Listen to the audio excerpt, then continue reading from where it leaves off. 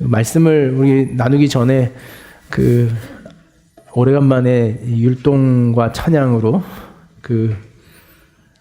예배를 열어준 우리 아린이와 또 혜빈 자매에게 고마운 마음을 전합니다. 한 가지 더불어 광고 같은 건데요. 저희가 올해 들어서 1년에 한 달에 한 번 정도 저희가 매달 마지막 주에는 예배 폼을 좀 바꿔보는 예배를 가지려고 합니다. 그래서 저희가 이렇게 찬양으로 시작하는 예배를 드리고 마지막 주에는 전통적인 예배 형식의 예배를 저희가 할까 합니다. 그래서 찬양대를 저희가 올해 모집을 합니다. 그래서 저희가 지휘자와 반주자를 섭외 중에 있기 때문에 여러분들 찬양대 저희가 한 10명 이하로 이렇게 10명이 넘으면은 여기에 소리가 너무 클 것 같아서 한 10명 정도로 모집을 할 예정이 있습니다. 그래서 여러분들 중에 본인의 재능과 끼를 감춰뒀던 분들이 있으면 찬양대로 지원을 해주시면 좋겠습니다. 저한테 이야기하시면 됩니다. 누가 이야기할까 싶습니다만은 말은 해봅니다. 여기서부터 설교를 다시 시작하죠. 초반에 너무 실없었습니다. 오늘 설교 제목은 당신의 시간 흐르고 있습니까? 라는 조금은 도전적이고 여러분들에게 주는 질문을 담은 말씀을 나누어 보려고 합니다. 2019년을 보내고 2020년을 맞이한 지가 오늘로 12일이 지났습니다. 절반이라면 절반이 지나는 한 달의 절반이 지났음에도 아직까지 2020이라고 하는 시간적 개념이 우리에게 익숙하지 않은 것이 사실이죠. 그게 무슨 이유일까? 우리 일상의 분주함의 문제인지 아니면 삶의 권태로움의 문제인지, 분주함이 우리의 시간을 인식하지 못하게 하는 것인지 아니면 우리의 일상의 권태로움이 우리의 흘러가는 시간을 인식하지 못하게 하는 것인지, 이 두 가지의 의문을 공히 가지고 있습니다. 저도 최근에 그런 실수를 한 경험이 있습니다. 얼마 전에 저희 교회에서 제출해야 될 서류가 저희 노예에 있어서 작업을 열심히 해가지고 분주하게 가서 서류를 제출하고 돌아섰는데 사무 보시는 사무팀장님이 저기 목사님 하고 부르시는 거예요. 그래서 왜요? 라고 돌아섰더니 그 서류의 연호에 2019년 1월 7일이라고 딱 써놓은 거예요. 그러니까 2020이라고 하는 시간이 왔음에도 불구하고 아직 물리적이고 객관적인 시간에 대한 인식이 정확하지 않는 데는 우리의 조금 더딘 시간의 개념 또 주의하지 못하는 그런 일들이 있겠습니다. 꼭 그것뿐이겠습니까? 종종 최근에 이제 살아가면서 나이를 묻는 이렇게 물음에 덜컥 몇 살이지 이렇게 한참 생각을 해야 되는 때가 된 것 같습니다. 그래서 그런지 우리 사회는 나이를 묻지 않고 몇 학번이고 몇 년생인지를 묻는 것 같아요. 왜냐하면 계산하지 않아도 되거든요. 몇 학번입니까? 그럼 졸업한 지 몇 년 됐습니까는 좀 생각을 한참 해야 되지만 이제 되면 말이에요. 졸업 막 하신 분들은 작년입니다 하겠지만 졸업이 좀 이제 지난 사람들에게는 언제 졸업했습니까는 어려운 일이에요. 근데 몇 학번입니까는 쉽습니다. 그러니까 시간의 흐름에 대해서 더뎌지고 무뎌지는 것, 그것이 우리가 가지고 있는 삶의 모습이 아닐까. 사람들과 만나서 대화하다 보면 최근에 시간이 흘러가고 있다는 것을 못 느끼겠어요 라고 말하는 사람들이 많습니다. 시간이 흘러간다는 게 느껴지지가 않아요. 또 반대로 어떤 분주함은 시간이 어떻게 가는지 모르겠어요 라고 말하는 이들도 있습니다. 시간이 가지고 있는 우리 안에 두 가지 개념, 시간을 객관적으로 인식할 수 있는 힘은 어디에 있을까? 과연 우리는 그 시간을 잘 보내고 있을까라고 하는 질문이 오늘의 설교의 요지였습니다. 시간이란 여러 가지 정의가 있습니다. 물리학 열역학 2법칙이라는 것에 보면 시간은 결단코 뒤로 돌아가지 않는다 라고 하는 이론을 가지고 시간의 화살 이론이다 이렇게 말을 한대요. 결코 뒤로 돌릴 수 없다는 거죠. 물리적으로. 실존주의 철학자들은 시간이라고 하는 것은 인간이 만들어낸 하나의 개념에 불과하다라고 말을 했어요. 그것은 실제하지 않는다. 좀 더 심오한 이 존재론적 철학을 하는 분들에게는 시간이란 과연 공간인지 아니면은 숫자적 개념인지에 대한 의문을 여전히 가지고 있습니다. 실제로 물리학 안에서는 시간과 공간의 이 문제, 그래서 공간 안에서 시간의 변형이 일어나는 것, 왜곡이 일어나는 것, 이런 것들이 물리학적 논의 안에 있는 시간이라고 하는 개념입니다. 각자가 다 다른 거죠. 실제로 1999년도에 연구한 연구 결과가 있는데 80세 노인과 20대 청년의 시간의 흐름의 속도는 실제적으로 차이가 나더라라는 연구 결과가 있습니다. 120초를 젊은이들은 120초로 그대로 느끼는가 하면 80대 노인은 120초를 40초로 느끼더라는 거예요. 그만큼 신체 활동 시간이 늦어지고 신체 반응이 늦어지면서 시간의 속도가 그런다는 거예요. 우리 한간에 자주 인용했던 말 있죠. 20살에는 시간이 몇 킬로로 간다? 20킬로로 간다. 30대에는 30킬로로 간다. 40대에는 40킬로로 간다. 더 되면 더 50대, 60대, 70대, 80대 100살이 넘으면 100킬로로 가는 그러니까 시간의 인식. 실제로 제 개인적인 경험에도 그랬어요. 제 20살 때는 하루가 굉장히 길었거든요. 이것도 하고 저것도 하고 친구도 만나고 영화도 보고 뭐 게임방도 갔는데 시간이 이렇게 남았네. 예. 근데 이제 지금 나이쯤 되니까 뭐 한 거 없는데 밥 먹을 때 됐네 라는 인식이 쉽게 찾아오더라는 거예요. 시간이라고 하는 객관적인 시간의 흐름, 오늘 차이가 있죠. 제가 잘 보는 개그 콘서트에 보면 이 불편한 3대라고 하는 하나의 꽁트 코너가 있습니다. 혹시 아십니까? 그 불편한 3대의 설정은 그런 겁니다. 그 인터스텔라 영화를 조금 모티브한 것 같아요. 아버지가 나사 과학자였습니다. 그래서 아버지가 우주에 1년 갔다 왔는데 지구는 80년이 흘러버린 거예요. 그래서 자신이 이 10살 아들을 놔두고 우주에 갔다 왔더니 돌아왔더니 90노인의 아들이 있는 거예요. 그래서 안상태라고 하는 그 개그맨이 그 90노인 역할을 합니다. 그래서 아들이 곧 죽게 생긴 거죠. 그래서 아들이 막 골골합니다. 근데 문제는 손자까지 있어요. 70 먹은 손자. 수다맨 강성범 씨가 손자를 하는데 그런 설정입니다. 그래서 불편하다는 거예요. 시간이 바뀌어버려서. 나는 1년을 보냈는데 아들은 80년을 보낸 것에 대한 불편함. 가장 재미없는 저희 아이들이 재미없어하는 꽁트이긴 하지만 제가 설교를 준비하면서 좀 생각을 해봤습니다. 초분, 일시, 년, 월, 해 어떤 그 객관적인 시간을 우리는 시간의 영역 안에서 먼저는 좀 살펴보려고 합니다. 여러분에게 그리고 또 한 가지 질문합니다. 여러분에게는 이 객관적인 시간이 흘러가고 있습니까? 객관적인 시간에 대한 흐름을 여러분들은 간직하고 경험하고 인식하면서 살아가는가라는 질문을 갖는 거죠. 창세기 1장 14절 말씀을 한번 같이 보겠습니다. 하나님의 창조의 질서에서 하나님이 하셨던 네 번째 창조의 행위는 14절 말씀에 1장 14절 말씀을 같이 한번 읽겠습니다. 하나님이 이르시되 하늘의 궁창에 광명체들이 있어 낮과 밤을 나누게 하고 그것들로 징조와 계절과 날과 해를 이루게 하라 라고 말합니다. 하나님은 이 땅의 하늘의 광명체, 빛나는 것들을 지으시고 그 빛나는 것들로 인하여 빛을 발하는 것, 환하게 하는 것 이상의 의미를 그 안에 창조하셨습니다. 무엇을 창조하셨냐면 징조와 계절과 날과 해를 창조하셨어요. 오늘 이 개념은 뭐냐면 시간에 대한 하나님의 창조의 개념입니다. 오늘 이 말씀을 공동 번역으로 다시 한번 읽어보면 우리가 이해하려고 하는 내용이 좀 더 선명하게 보입니다. 하나님께서 하늘 창공에 빛나는 것들이 생겨 낮과 밤을 갈라놓고 절기와 나날과 해를 나타내는 표가 되어라 말씀하셨다. 낮을 밤과 가르고 밤을 낮과 가르는 것으로 그것이 하루라고 하는 나날이 흘러가게 하는 것. 그 시간의 질서, 시간의 흐름을 창조하시는 하나님의 창조가 둘째 날의 창조예요. 빛나는 것, 그 빛을 밝히는 것 이상의 시간의 흐름을 창조하시는 것이 하나님의 창조더라는 거죠. 이것이 시간이라고 하는 질서와 의미를 세우시는 하나님의 창조의 의미이고 창조의 성격이다라는 거죠.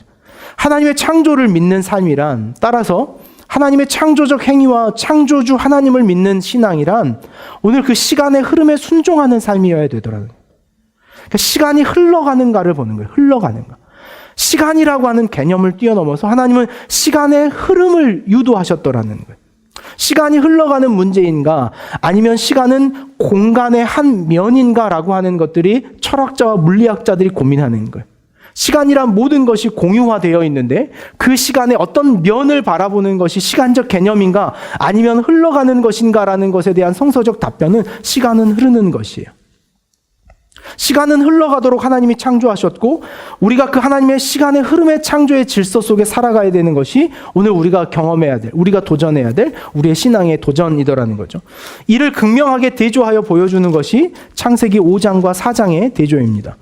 우리 창세기 4장 16절에서 24절 말씀을 한번 보실까요? 창세기 4장 16절에서는 이 가인의 자손, 하나님 앞에 범죄하고 그 하나님의 공동체로부터 벗어난 가인이라고 하는 이 인물의 그의 자손들이 어떻게 형성되는가를 보여줍니다. 가인이 여호와 앞을 떠나 에덴 동쪽 놋 땅에 거주하더니 아내와 동침함에 그가 임신하여 에녹을 낳은지라. 가인이 성을 쌓고 그의 아들의 이름으로 성을 이름하여 에녹이라 하니라. 에녹이 이랏을 낳고 이랏은 무드야엘을 낳고 무드야엘은 무드사엘을 낳고 무드사엘은 라멕을 낳았더니 라멕이 두 아내를 맞이하였으니 하나의 이름은 아다요 하나의 이름은 실라였더라. 야다는 야발을 낳았으니 그는 장막에 거주하며 가축을 치는 자의 조상이 되었고 그의 아우의 이름은 유발이니 그는 수금과 퉁소를 잡은 모든 자의 조상이 되었으며 실라는 두발가인을 낳았으니 그는 구리와 쇠로 여러 가지 기구를 만드는 자요 두발가인의 누이는 나아마였더라. 오늘 이 말씀을 쭉 보면 가인의 자손이 형성되어지고 가인의 자손을 기록하는 성경의 원칙과 우리는 한 가지를 비교하겠습니다. 창세기 5장 1절에서 5절까지의 말씀입니다.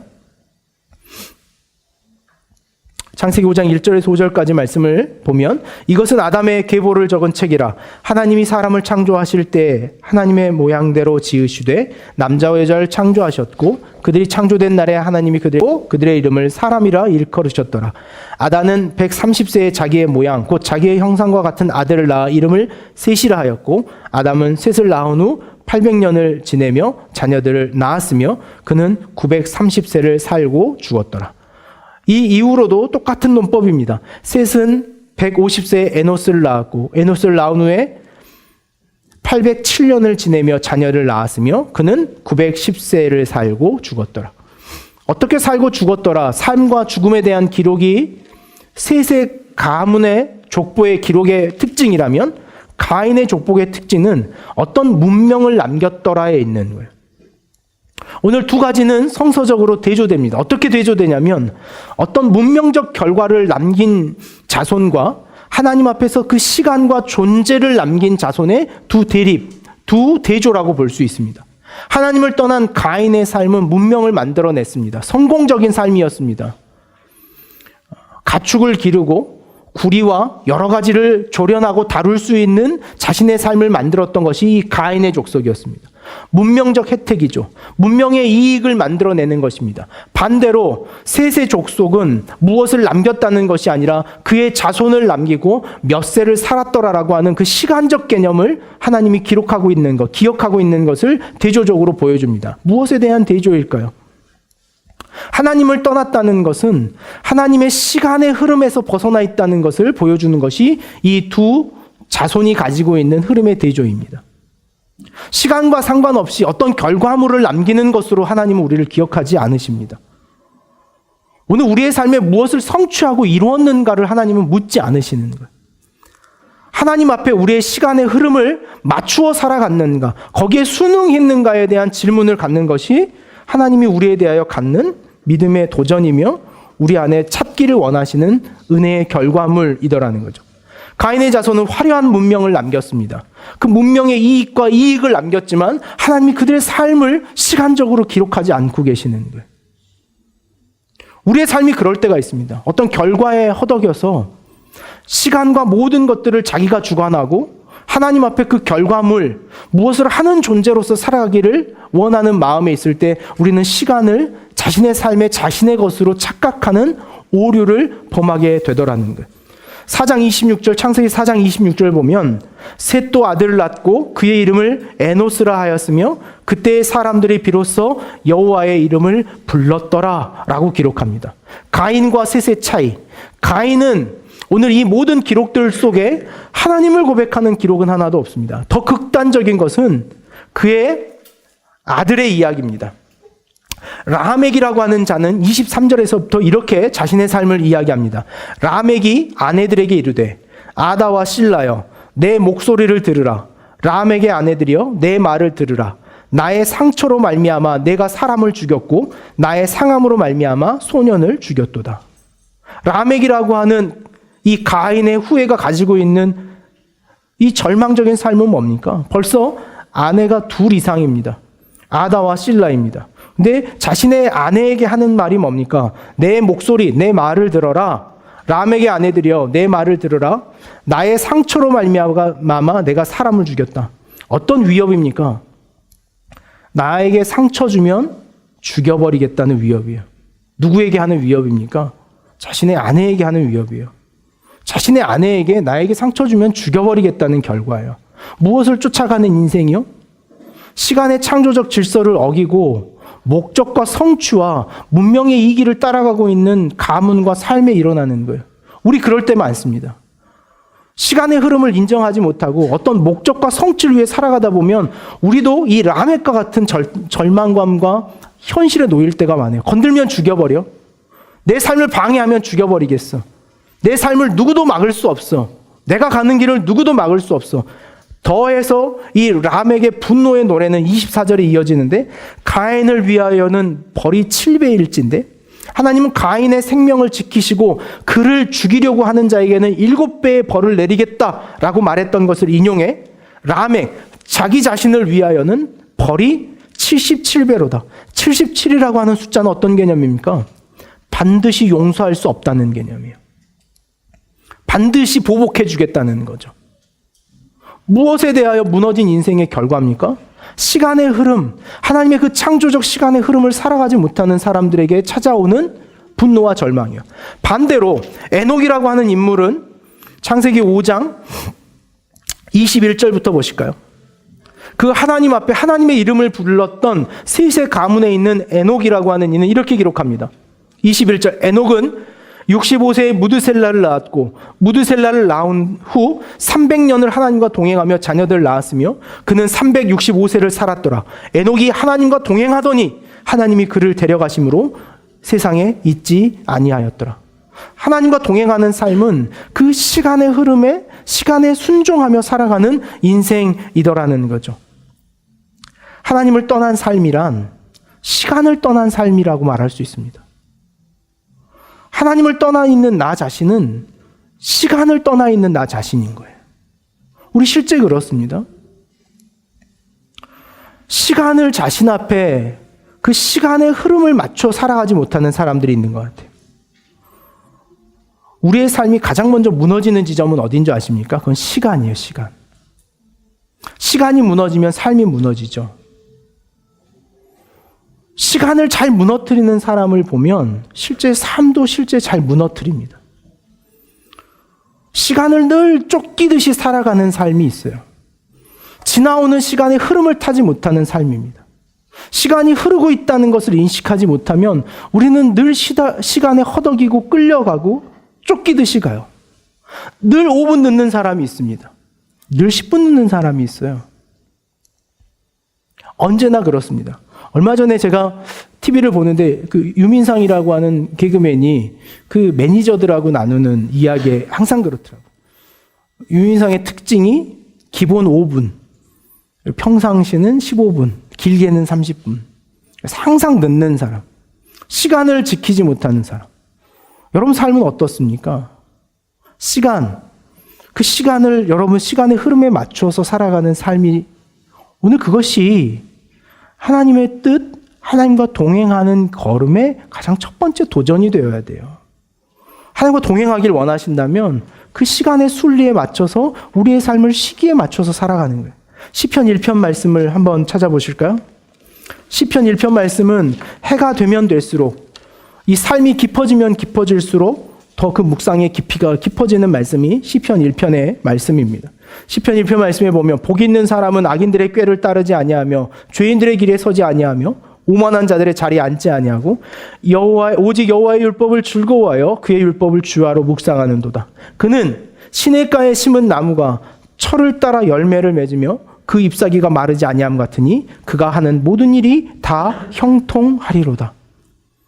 시냇가에 심은 나무가 철을 따라 열매를 맺으며 라고 하는 이 철이라고 하는 개념은 하나님의 시간의 흐름의 창조의 질서에 순응하는 자연의 원리를 보여주는 거예요. 우리 자연을 보면 그 시간의 흐름에 순응합니다. 유독 인간만이 시간의 흐름을 거스를 수 있다고 착각하는 것 같아요. 시간의 흐름을 거슬러서라도 자신의 목적과 자신의 이익과 자신의 업적을 남겨야 된다라고 하는 그 불순응적이고 불순리적인 삶을 살아가는 것, 그것이 오늘 인간이 살아가는 삶이에요.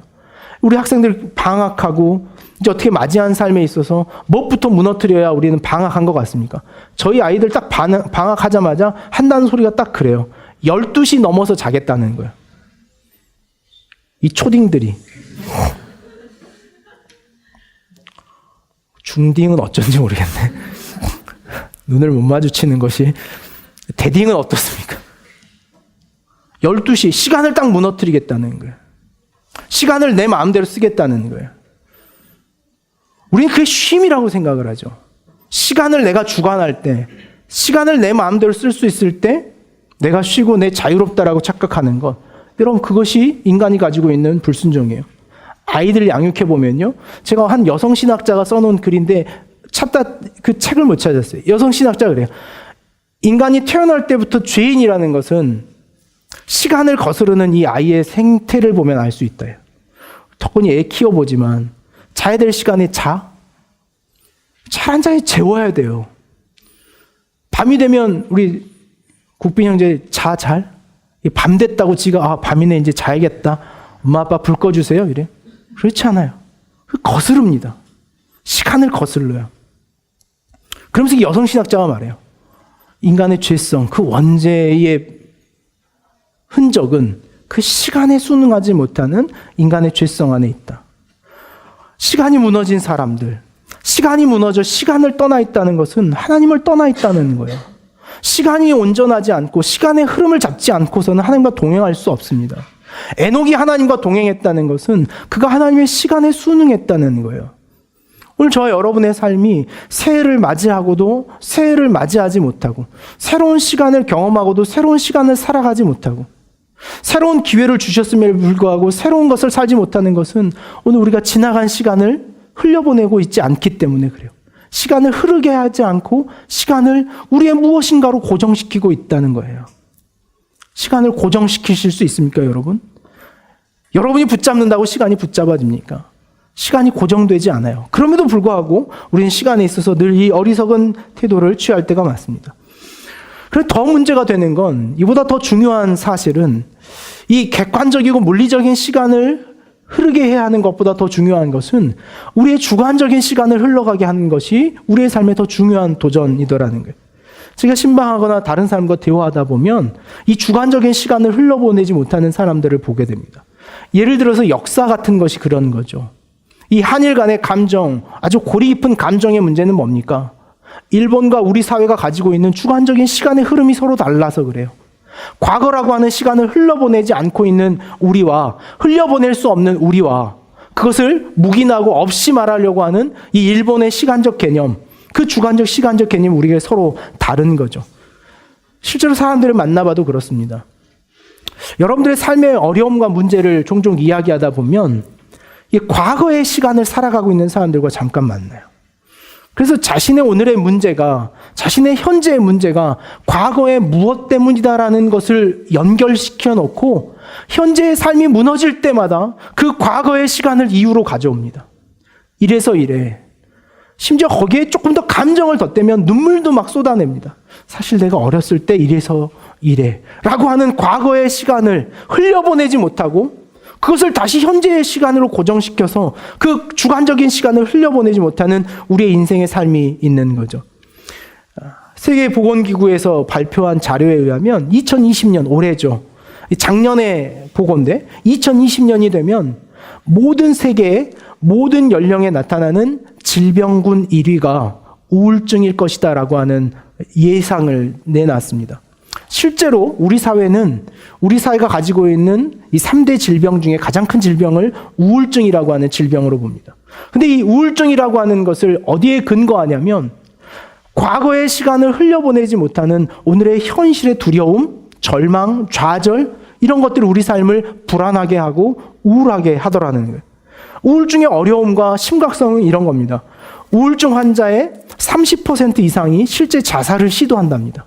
그리고 실제 자살하는 사람 80% 이상이 그 우울감과 우울증을 경험하는 사람들이더라는 거예요. 무엇을 못해서요? 그 과거의 시간을 흘려보내지 못하고 자기 안에 붙잡고 있어서 말이에요. 어릴 적 경험, 어렸을 때 했던 그 수치심, 자신이 어렸을 때 경험했던 그 절망감, 좌절감, 부모에게 받았던 마음들, 자신의 이전의 과거의 실패와 문제들을 여전히 흘려보내지 않고 누구는 흘려보내는데요. 하나님은 우리의 삶에 그것을 흘려보내셨는데 나는 그것을 붙잡고 그것을 흘려보내지 않겠다는 거예요. 여러분, 과거의 시간과 만나는 건 두려운 일입니다. 좌절되는 거예요. 우울해지는 겁니다. 전 주일날 저녁마다 사실은 그 우울감을 이 무엇인지를 경험을 하긴 합니다. 주일날 밤마다 피할 수 없는 저 스스로의 그 회고는 설교예요, 설교. 그럼 그 설교를 이렇게 회상하고 회고하면서 우울하지 않을 때가 없습니다. 더 심각한 우울감은 월요일 날 찾아와요. 유튜브에 있는 제 설교 영상을 제가 보면서 제가 지지난주에 여기 뒤에 조명이 시커먼데 막 그게 짜증이 나더라고요. 조명이 저렇게 어두우니 저기 되겠냐고 막 혼자 그 우울감에 대한 분노를 거기에다 막 표출하는 거예요. 뭔가 시간이 흘러가고 있다는 것을 인정하지 못하고 자꾸 물론 자신의 과거의 삶을 회귀하고 그 과거의 실패와 좌절을 오늘을 살아가는 힘과 도구로 사용하는 건 좋지만 우리의 문제는 뭡니까? 이 과거의 시간을 흘려보내지 않고 그 과거의 절망감과 좌절감과 분노를 오늘 현실에 다시 그대로 투영하며 살아가는 것, 그것을 투사시켜서 오늘을 망쳐버리는 것, 미래를 꿈꾸지 않는 것, 그것이 시간을 주관적으로 흘려보내지 못하는 우리의 대부분 보편적인 삶이 가지고 있는 문제더라는 거예요. 제가 창세기를 묵상하면서 이번에 창세기 말씀 묵상하면서 가장 큰 은혜가 바로 이 지점이었어요. 하나님이 시간을 흐르게 창조하셨구나. 하나님은 시간을 반드시 흐르게 역사하셨구나라는 거예요. 우리 골로새서 3장 말씀을 한번 보실까요? 골로새 3장 9절에서 10절 말씀. 오늘 이 바울은 언제나 성화된 그리스도인으로서 자신의 삶을 새로운 도전과 열정으로 끌고 가는 것에 있어서 항상 이 시간적 두 흐름을 대조시킵니다. 9절과 10절 말씀을 한번 보실까요? 같이 읽겠습니다. 너희가 서로 거짓말을 하지 말라. 옛사람과 그 행위를 벗어버리고 새 사람을 입었으니 이는 자기를 창조하신 이의 형상을 따라 지식에까지 새롭게 하심을 입은 자니라. 골로새서 3장에 보면 바울은 이 본문을 의도적으로 하나님의 창조 행위와 연결시킵니다. 그 하나님의 창조 행위와 연결시킨다는 것은 10절에 분명하게 드러나는데 새 사람을 입었으니 이는 자기를 창조하신 이의 형상을 따라 라고 말합니다. 하나님의 창조의 행위는 무엇이냐면 옛 것이 지나가고 새로운 것을 입는 것이라고 하는 것으로 바울은 개인의 성화와 자신의 삶을 새롭게 하셨다는 확증을 세웁니다. 시간의 개념이 저녁이 되고 저녁이 지나고 아침이 오는 것.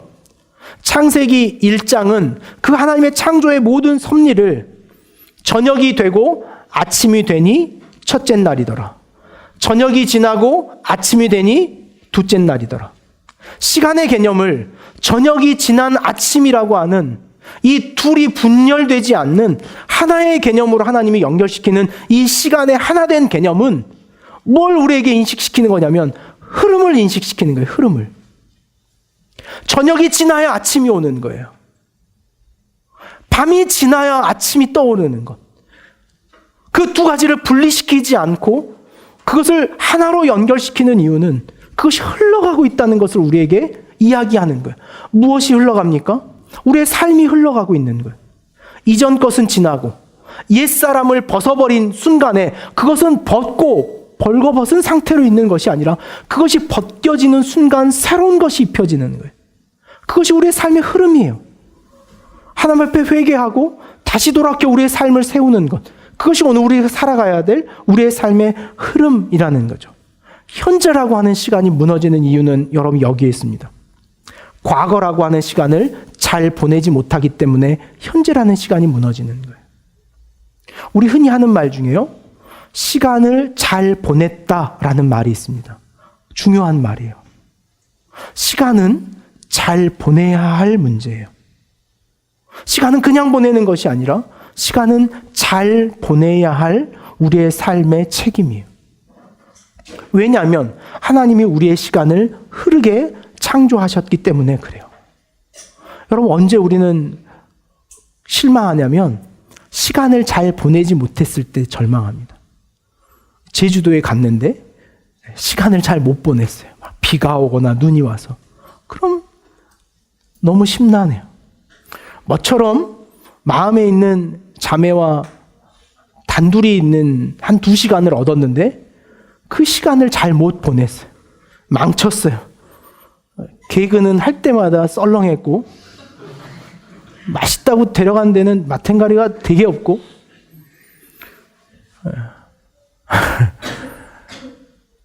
이런 이야기 할 때마다 재승이가 감정을 드러내. 우리 시간을 잘 보내지 못하는 거. 하루를 살다가도 하루라고 하는 시간을 잘못 보냈다는 것만큼 힘들고 무겁게 하는 건 없습니다. 묵은 시간을 청산하고 그 빈자리에 새로운 시간을 맞이하는 것, 그래서 그건 예식이 필요한 거예요. 시간을 보내는 예식이 우리에겐 필요해요. 그 시간을 보내는 예식, 묵은 시간을 청산하고 그 빈자리에 새로운 현재와 미래를 받아들일 수 있는 예식. 여러분, 그게 뭐냐면 오늘 우리가 전통적으로 가지고 있는 송구영신이라고 하는 예식이에요.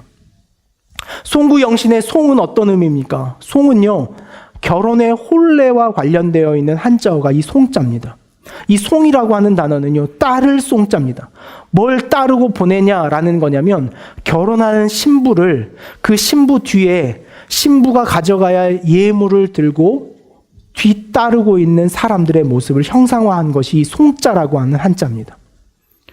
딸을 떠나보내기 위해 그에 필요한 예물과 필요한 절차를 책임져 함께 보내는 것, 떠나보내는 것, 그의 살림을 쌓아 함께 떠나보내는 것, 그게 여러분 송이에요. 송.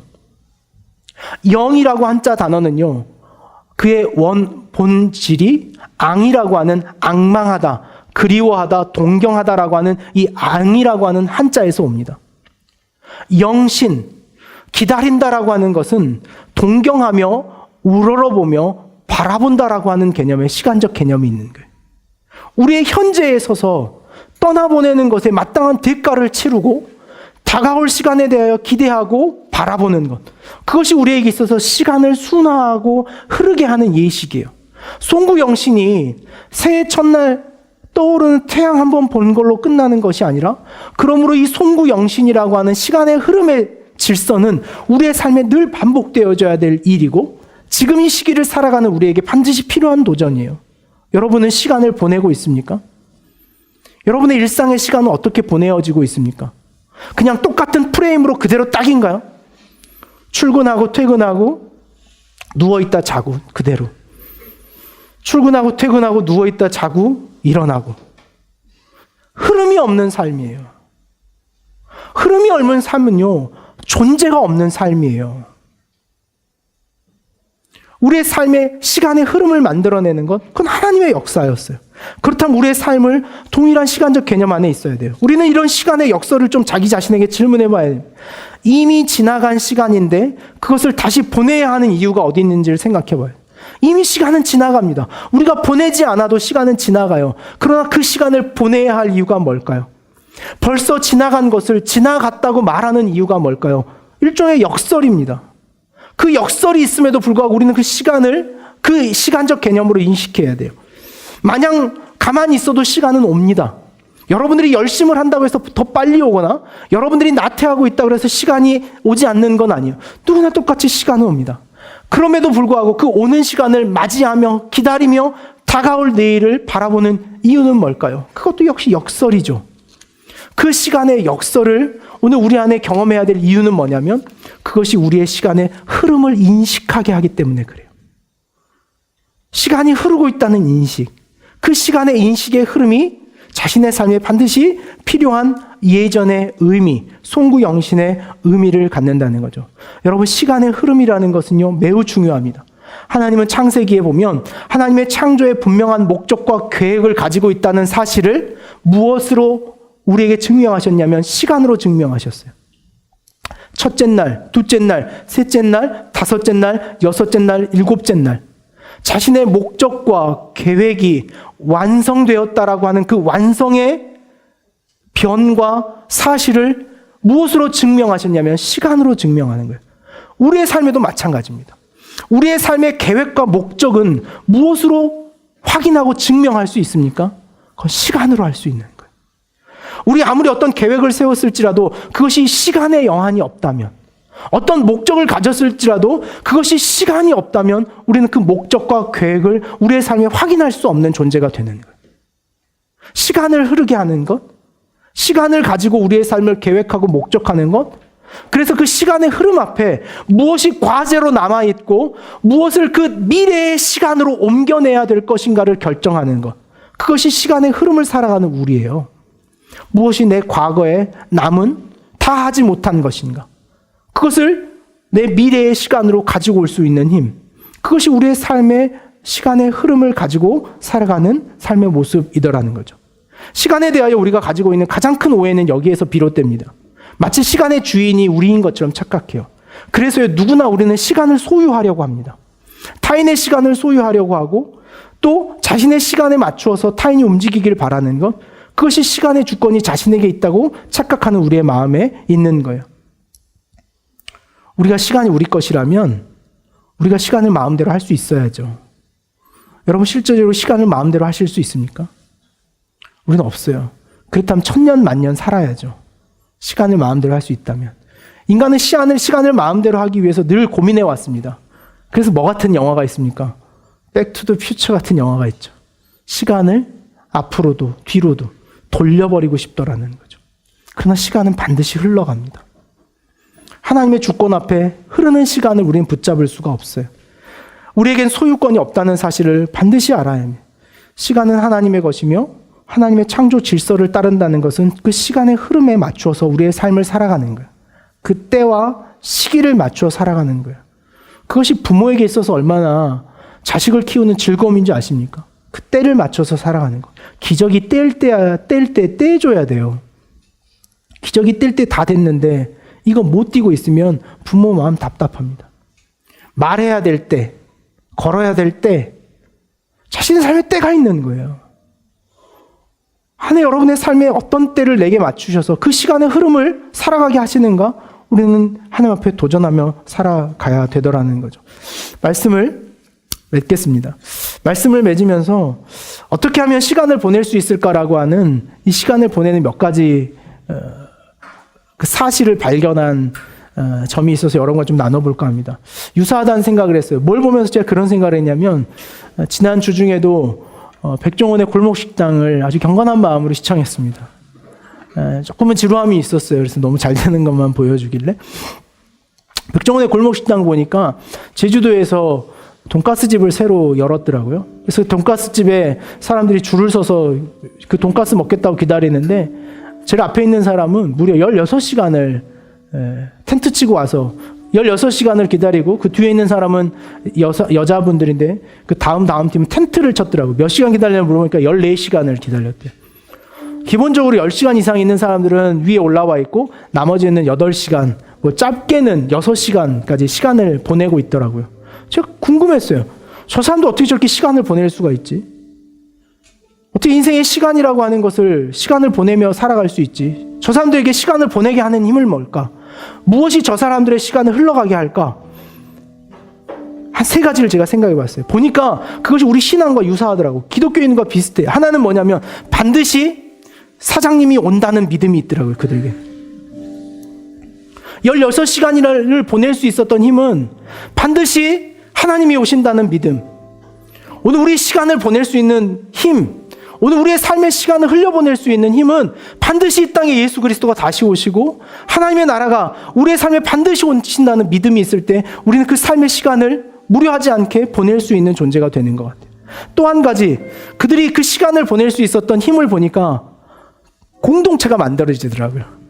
보니까 제가 유튜브를 다시 한번 들어가 보니까 그 10시간 기다린 사람이 보온병에다가 뜨거운 커피를 타가지고 와가지고 그 16시간 기다리는 사람을 이렇게 나눠주더라고요. 같이 기다리는 공동체가 있더라는 거예요. 시간을 보내는 공동체가 있어요. 여러분, 시간을 보내는 공동체여야 돼요. 이 교회는 시간을 함께 흘려보내는 공동체여야 돼요. 하나님의 수능의 질서에 맞춰서 타인의 삶의 시간을 지키고 시간을 살아가게 하고 있는지를 함께 보는 거예요. 예배 시간을 함께 지켜보자. 우리 큐티하는 시간을 함께 해보자. 하나님 앞에 예배하는 시간, 기도하는 시간을 함께 만들어보자라고 하는 공동체가 있어야 돼요. 우리는 그런 공동체를 가졌습니까? 여러분에겐 그런 공동체가 있습니까? 마지막으로 보니까 그들에게 뭐가 있냐면요, 기다리면 먹을 수 있는 돈가스가 있더라고요. 보상이 있더라고요. 그 보상이 그들의 삶을 기다리게 하더라고요.